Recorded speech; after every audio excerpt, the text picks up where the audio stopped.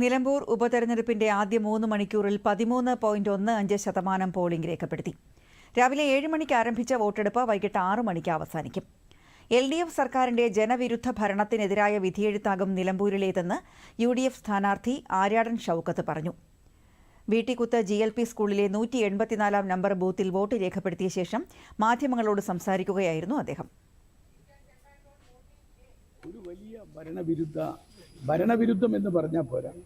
ഈ പറഞ്ഞ പിണറായി വിജയൻ ഗവൺമെൻറ്റിൻ്റെ ഈ കെടുകാര്യസ്ഥതയ്ക്കെതിരെ, ഈ ദുസ്ഥിതി ഉണ്ടാക്കിയ കേരളത്തിൽ ഉണ്ടാക്കിയ ദുസ്ഥിതിക്കെതിരെയുള്ള ഒരു വലിയ പ്രതിഷേധം കേരളം മുഴുവൻ ആഞ്ഞടിക്കുന്നുണ്ട്. അതിൻ്റെ കൃത്യമായൊരു പ്രതിഫലനം കൂടി നിലമ്പൂരിൽ.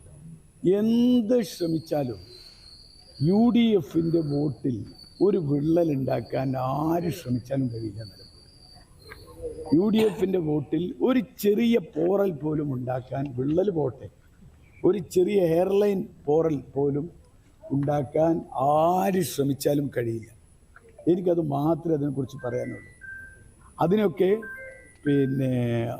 അത് നിങ്ങൾക്ക് തന്നെ ബോധ്യമായിട്ടുണ്ട്. ഒറ്റക്കെട്ടായിട്ടുള്ള പ്രവർത്തനം അത് കോൺഗ്രസും നകത്തും മുസ്ലിം ലീഗിനകത്തും മാത്രമല്ല, കോൺഗ്രസും മുസ്ലിം ലീഗും കേരള കോൺഗ്രസും RSPയും അടങ്ങുന്ന നാഷണൽ ജനതാദളൊക്കെ അടങ്ങുന്ന ഒരു വലിയ ജോയിൻ്റ് ആയിട്ടുള്ള നല്ലൊരു മൂവ്മെൻറ്റ്.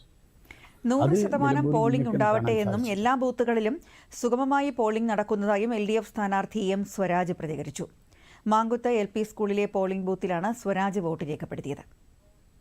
ഇത് ജനാധിപത്യത്തിൽ എല്ലാവരും വോട്ട് ചെയ്യുമ്പോഴാണ്, 100% വോട്ട് രേഖപ്പെടുത്തുമ്പോഴാണ് ജനാധിപത്യം ഏറ്റവും കൂടുതൽ അർത്ഥപൂർണമാവുക. അപ്പോൾ പോളിംഗ് ശതമാനം ഉയരട്ടെ, എല്ലാവരും വോട്ടവകാശം വിനിയോഗിക്കട്ടെ എന്നാണ് നമുക്ക് ആഗ്രഹിക്കാൻ കഴിയുക. എല്ലാവരോടും വോട്ട് ചെയ്യുക എന്നാണ് പറയാനുള്ളത്. ആർക്ക് വോട്ട് ചെയ്യുന്നു എന്നൊക്കെ ഉള്ളത് പിന്നീട് വരുന്നൊരു കാര്യമാണ്. എല്ലാവരും വോട്ട് ചെയ്യുക. ഞാൻ LDF സ്ഥാനാർത്ഥിയായി മത്സരിക്കുന്നതുകൊണ്ട് എനിക്ക് വോട്ട് ചെയ്യണമെന്ന് സ്വാഭാവികമായിട്ട് ഞാൻ പറയുകയാണ്. പക്ഷെ വോട്ടവകാശം വിനിയോഗിക്കുക എന്നത് വളരെ പ്രധാനപ്പെട്ട ഒരു കാര്യമാണ് നമ്മുടെ ഒരു സാമൂഹ്യ വ്യവസ്ഥയിൽ. നല്ല ആത്മവിശ്വാസമുണ്ട്.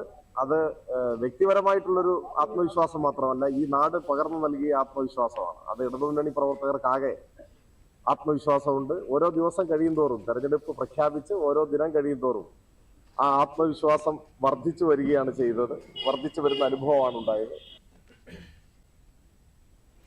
75,000-ന് മുകളിൽ വോട്ടുകൾ നേടി ജയിക്കുമെന്ന് സ്വതന്ത്ര സ്ഥാനാർത്ഥി PV അൻവർ മാധ്യമങ്ങളോട് പറഞ്ഞു. വളരെ ബുദ്ധിപൂർവം ജനങ്ങൾ നേരിട്ട ഇത്തരം വിഷയങ്ങളെ ചർച്ച ചെയ്യാതെ വോട്ടർമാരെ വിഡ്ഢികളാക്കുന്ന ഒരു ഭരണം ഈ തെരഞ്ഞെടുപ്പിലുണ്ടാകും. അത് സ്വാഭാവികമായിട്ടും ഈ ജനകീയ സ്ഥാനാർത്ഥി എന്ന നിലയ്ക്ക് എനിക്ക് അനുകൂലമാണ്. 100% ഞാൻ ആദ്യം പറഞ്ഞ 75,000 വോട്ട് എന്നതിൽ നിന്ന് ഞാൻ ഒന്നുകൂടി വ്യത്യസ്തമാക്കി പറയുകയാണ്. അപ്പോൾ ആളുകൾ എത്ര വൈകിയും ഈ കാര്യങ്ങൾ ചർച്ച ചെയ്യാൻ ക്ലബ്ബുകൾ, സാമൂഹിക സംഘടനകൾ ഇവരൊക്കെ തയ്യാറാണ്. ഇന്നലെ 3 മണിക്കൊക്കെ ഒരു യുവജന ക്ലബ്ബുമായിട്ട് ഞാൻ ചർച്ച നടത്തുക.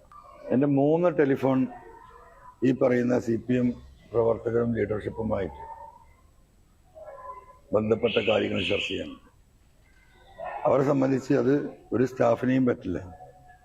അത് നിങ്ങൾ തന്നെ കൈകാര്യം ചെയ്യണം. ഞാൻ എങ്ങനെയാണ് ഈ പുറത്ത് നടക്കുമ്പോൾ 2-3 ഫോൺ കൈകാര്യം? എൻ്റെ 3 മക്കൾക്ക് 3 വാട്സാപ്പ് നമ്പർ ഉണ്ടാക്കി കൊടുത്തിരിക്കുകയാണ്. എൻ്റെ 3 മക്കളാണ് അത് കൈകാര്യം ചെയ്യുന്നത്.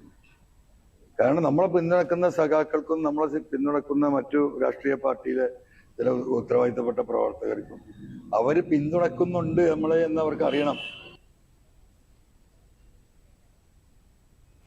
NDA സ്ഥാനാർത്ഥി മോഹൻ ജോർജ് പോളിംഗ് ബൂത്തുകളിൽ സന്ദർശനം നടത്തി.